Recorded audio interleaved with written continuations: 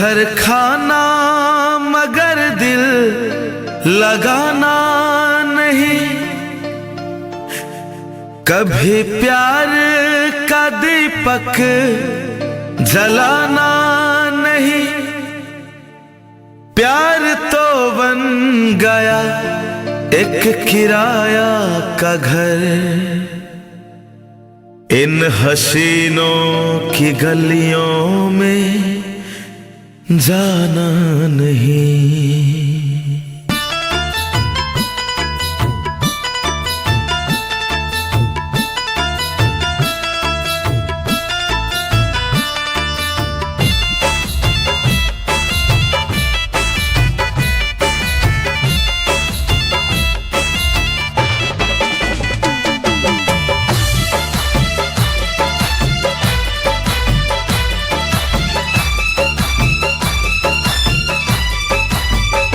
जहर खाना मगर दिल लगाना नहीं, कभी प्यार का दीपक जलाना नहीं।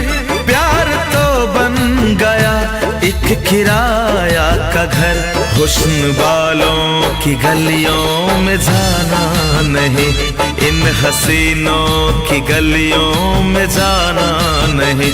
जहर खाना मगर दिल लगाना नहीं, कभी प्यार का दीपक जलाना नहीं। प्यार तो बन गया एक किराया का घर, इन हसीनों की गलियों में जाना नहीं, हुस्न वालों की गलियों में जाना नहीं। जहर खाना मगर दिल लगाना नहीं।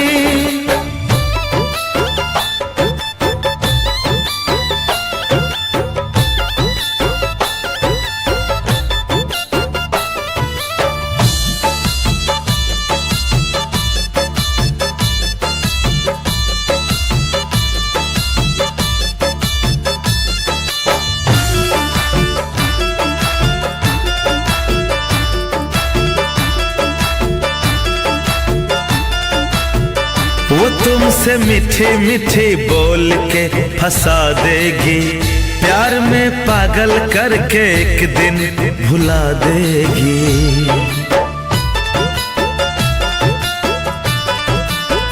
वो तुमसे मीठी मीठी बोल के फंसा देगी, प्यार में पागल करके एक दिन भुला देगी। वो तुमसे मीठी मीठी बोल के फंसा देगी, प्यार में पागल करके भुला देगी।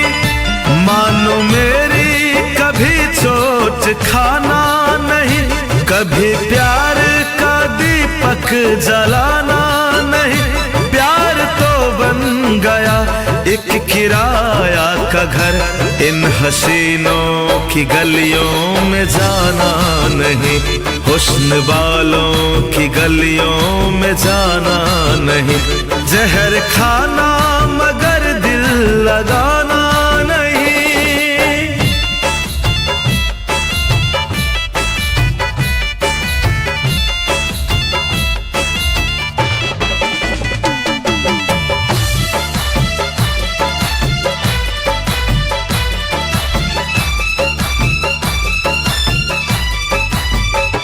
पहले सपना हजार वो दिखाएगी, जख्मी दिल देख कर मुस्कुराएगी।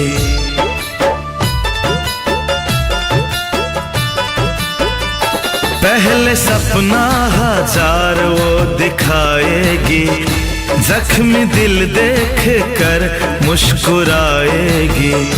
पहले सपना हजार वो दिखाएगी, जख्मी दिल देख कर मुस्कुराएगी।